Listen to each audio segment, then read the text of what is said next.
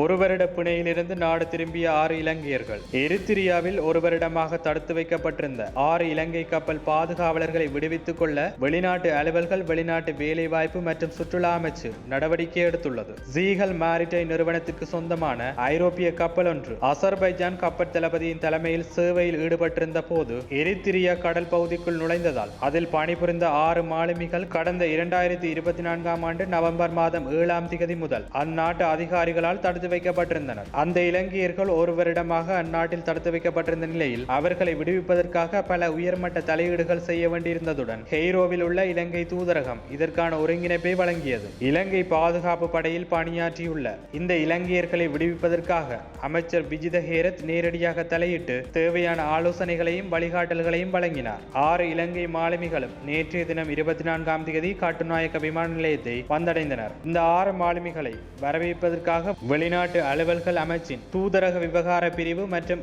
ஆபிரிக்க விவகார பிரிவின் அதிகாரிகள் கலந்து கொண்டதுடன் வந்தடைந்த 6 பேரும் நல்ல ஆரோக்கியத்துடன் இருப்பதாக தெரிவிக்கப்படுகிறது.